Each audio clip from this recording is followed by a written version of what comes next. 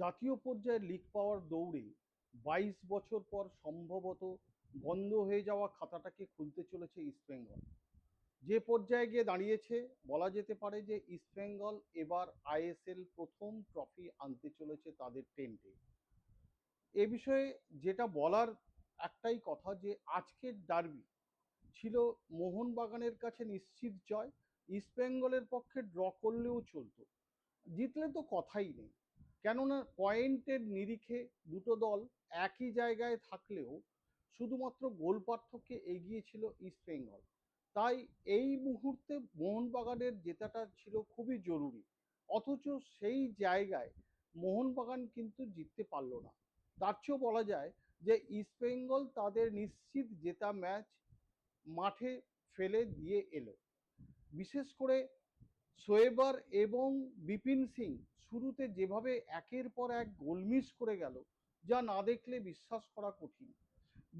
আমি তো বলবো যে ইস্টবেঙ্গল যদি না জিততো তাহলে এই দুজনই হয়ে যেত ১ নম্বর এবং ২ নম্বর ভিলেন হিসেবে। ইস্টবেঙ্গল যদি আজ ড্র না করতো তাহলে তো সম্পূর্ণ আসামির কাঠগড়ায় দাঁড়িয়ে যেত এই দুজন।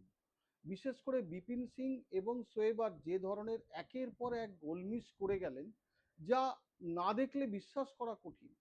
তাই বলা যেতে পারে যে ইস্টবেঙ্গলের কপাল ভালো যে এডমুন্ড যে গোলটা করে গেল, তাতে নিঃসন্দেহে তাকে প্রশংসা করতে হবে। এই কারণেই যে যখন একের পর এক সহজ গোলগুলো মিস করে যাচ্ছে, সেই সময় মিগুয়েল যে পাঁচটা থ্রোটা বাড়িয়েছিল, তা থেকে খুব সুন্দরভাবে ডান পায়ে নিয়ে গিয়ে যেভাবে তিনি সেকেন্ড পোস্টে বলটা রাখলেন, তাতে নিঃসন্দেহে বলা যায় এডমুন্ড এই মুহূর্তে ইস্টবেঙ্গলকে লিগ পাইয়ে দিয়ে চলে গেল। কিন্তু বলতে হবে যে মোহনবাগান আজকে পরবর্তীকালে ৮৫ মিনিটে এডমুন্ড গোল করে, আবার ৮৯ মিনিটে জেসন কামিংস গোল করে ম্যাচটা ড্র করলেন বটে। কিন্তু আমি তবুও বলবো যে মোহনবাগানের কোচ লোবেরা কতকগুলো ভুল সিদ্ধান্ত নিয়ে ফেললেন। যেমন আমি বলবো প্রথম ভুল সিদ্ধান্তটা হচ্ছে, তিনি যখন দেখছেনই যে তার জয় নিশ্চিত করা দরকার, তাহলে তিনি ৪ ফরেনারকে ব্যবহার করলেন না কেন? ৪ ফরেনার বলতে আমি বলতে চাইছি যে ম্যাকলারেনকে সামনে রেখে যদি তিনি কাজ করতেন, যে আর একজন জেসন কামিংস বা পেত্রাতোসের মতন যে কোনো যদি একজনকে নামাতেন, তাহলে আমার মনে হয় অনেক বেশি চাপে থাকতো ইস্ট বেঙ্গলের ডিফেন্স।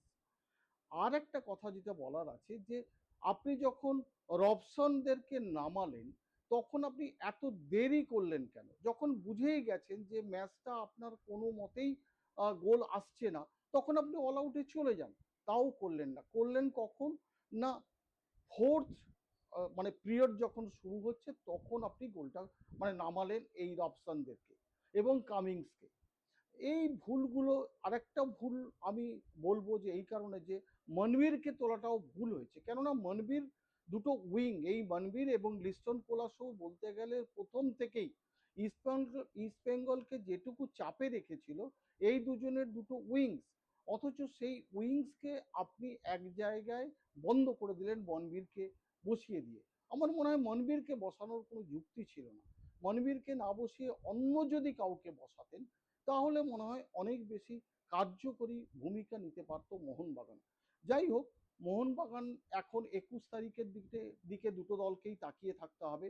২১ তারিখে মোহনবাগান মুখোমুখি হবে দিল্লি টিমের, আর ইস্টবেঙ্গল মুখোমুখি হবে ইন্টার কাশি।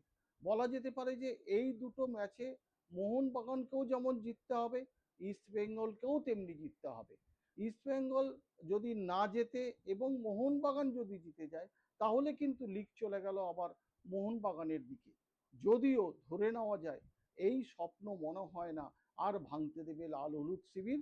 তাই বলা যেতে পারে ২২ বছর পর আবার একটা নতুন অধ্যায় রচনা করতে চলেছে ইস্টবেঙ্গল।